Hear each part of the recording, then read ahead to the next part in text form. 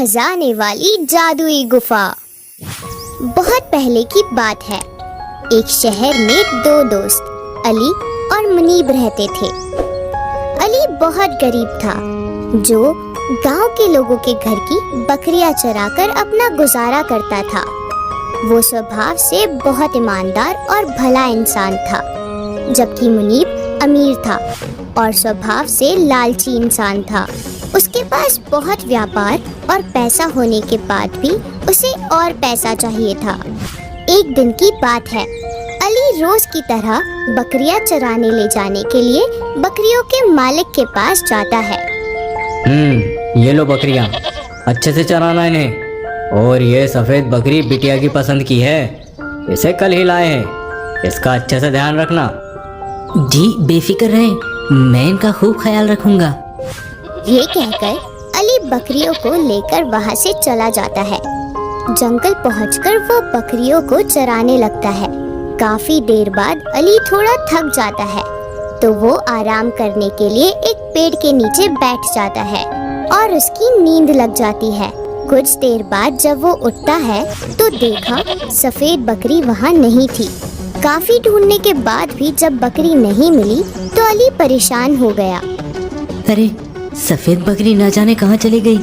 मालिक को जब ये बात पता चलेगी तो बहुत डांट पड़ेगी, और तो और कई महीनों की पगार भी नहीं मिलेगी। सो अलग एक काम करता हूँ, बाकी बकरियों को पहले घर छोड़कर आता हूँ, फिर सफेद बकरी को ढूंढूंगा। अली बाकी बकरियों को घर छोड़कर वापस जंगल में सफेद बकरी को ढूंढने आता है। चलते चलते अली जंगल में काफी आगे निकल गया था, लेकिन उसे बकरी नहीं मिली। तभी उसे एक बूढ़ा बाबा दिखा। अली बूढ़े बाबा के पास जाकर उनसे बोला, बाबा, आपने यहाँ किसी बकरी को देखा है क्या? सफेद रंग था उसका। मुझे बहुत भूख लगी है, मैंने पिछले 2 दिनों से कुछ नहीं खाया है, क्या तुम मुझे कुछ खाने को दे सकते हो बेटा?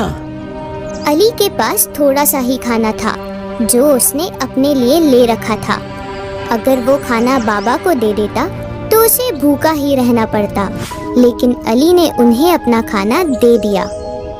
ये लीजिए बाबा, मेरे पास इतना ही खाना है, आप इसे खा लीजिए।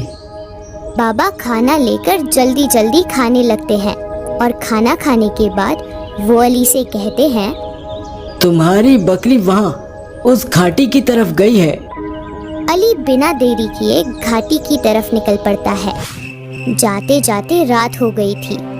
अली को एक गुफा नजर आई, जिसे देखकर उसने सोचा, रात के अंधेरे में बकरी को ढूंढ पाना तो मुश्किल है, और बकरी लिए बगैर जा भी नहीं सकता। आज रात इसी गुफा में गुजारनी होगी। अली उस गुफा में चला जाता है और वहाँ सोने की कोशिश करता है, लेकिन उसे भूख की वजह से नींद नहीं आ रही थी। वो खुद से कहता है, भूख की वजह से नींद नहीं आ रही है, काश मेरे पास खाना होता। अली के इतना कहते ही उसके सामने बहुत से शाही पकवान आ गए थे। उसे बड़ी हैरानी हुई और उसने वो खाना खा लिया। खाना खाने के बाद उसे ठंड लगी और उसने खुद से कहा, कितनी ठंड है, काश मेरे पास चादर होती। उसके ऐसे कहते ही उसके सामने चादर आ गई। ओहो, ये एक जादुई गुफा है, बड़ा मजा आएगा। आइए दोस्तों, देखते हैं इस जादुई गुफा से अली और क्या मांगता है। अली समझ गया था कि ये एक जादुई गुफा है। वो चादर ओढ़कर सो गया। सुबह अली की आँख खुलती है। उठने के बाद उसने कहा, काश मेरी बकरी मुझे मिल जाए। इतना कहते ही बाहर से बकरी उसे आती हुई दिखाई दी। वो बहुत खुश हो गया और बकरी को लेकर चला गया। जाते जाते रास्ते में उसे वही बूढ़े बाबा मिले, जिन्होंने उसे घाटी का रास्ता बताया था, और उसने वो चादर बूढ़े बाबा को दे दी। ये लीजिए बाबा, मेरा इस तरफ जब भी आना होगा मैं आपके लिए खाना ले आया करूँगा। अब मैं चलता हूँ। अगले दिन अली मुनीब से मिला और उसे सारी बात बताई। अली की बात सुनकर मुनीब ने सोचा, अरे अली भी कितना मूर्ख है, जादुई गुफा से सिर्फ बकरी मांग कर आ गया। क्यों ना मैं उस गुफा में जाऊं। मुनीब गुफा में जाने का फैसला करता है और अली से सारा रास्ता जान लेता है और अली से कहता है, चल दोस्त, काफी देर हो गई है, अब हम अपने अपने घर जाते हैं। अली अपने घर चला जाता है और मुनीब गुफा की तरफ निकल पड़ता है। रास्ते में मुनीब को वही बूढ़ा बाबा नजर आया। मुनीब ने बाबा से गुफा का रास्ता पूछा।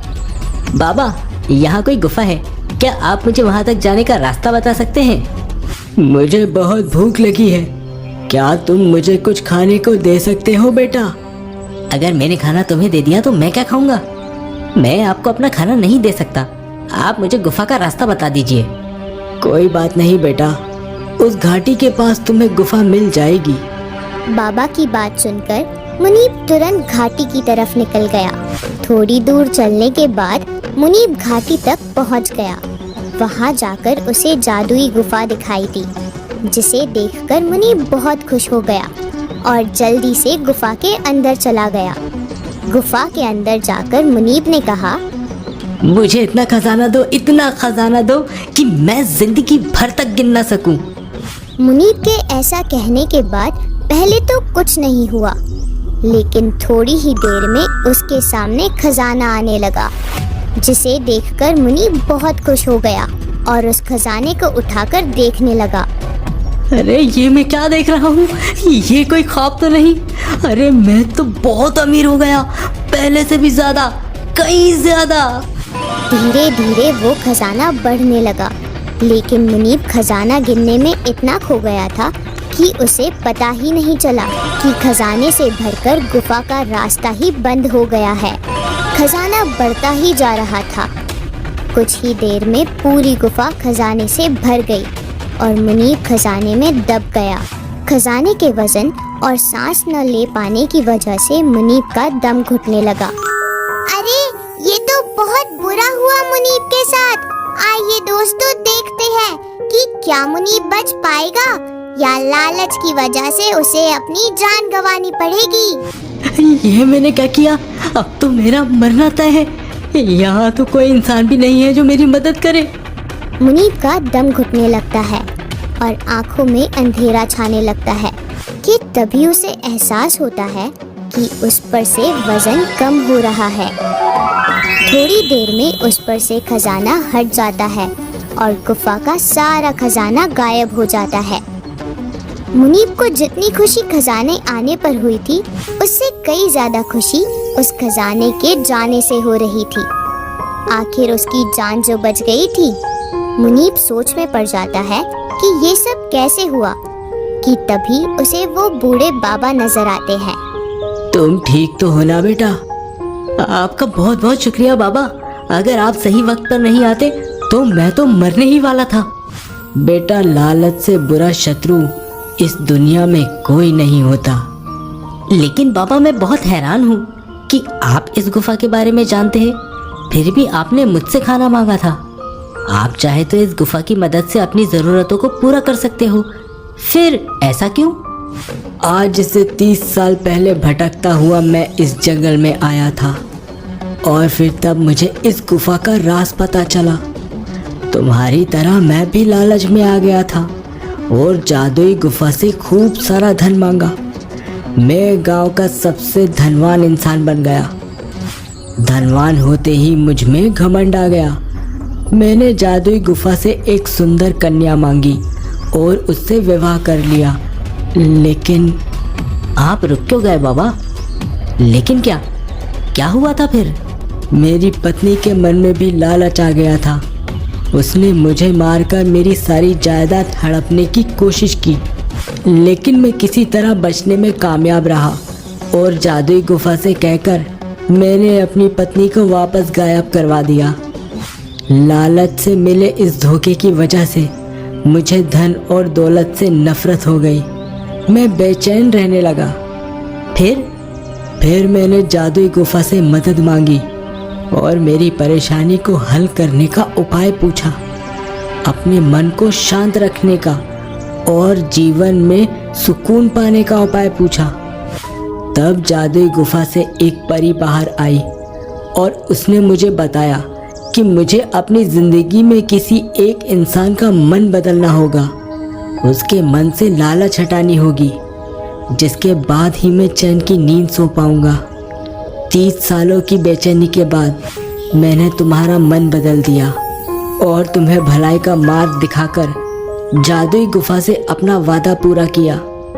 बाबा के इतना कहते ही उन्हें नींद आने लगी और उन्होंने मुनीब से कहा, 30 सालों बाद आज मुझे नींद आ रही है, सुकून की नींद। मैं अब सोऊंगा, तुम भी अपने घर जाओ और जो भी प्रकृति ने तुम्हें दिया है उसके लिए प्रकृति का धन्यवाद करो और अपने जीवन में सुकून तलाशो। और ये भी जान लो कि सुकून कभी भी धन दौलत से नहीं बल्कि अच्छे कर्मों से मिलता है। ये कहकर बाबा सो जाते हैं और मुनीब भी उनकी नसीहत को याद रखते हुए वहाँ से चला जाता है और जिंदगी में फिर कभी भी लालच नहीं करता। इस कहानी से हमें ये सीख मिलती है कि जिंदगी में कभी भी लालच नहीं करना चाहिए। लालच एक बुरी बला है। असली सुख तो जीवन में अच्छे कर्म करने से मिलता है।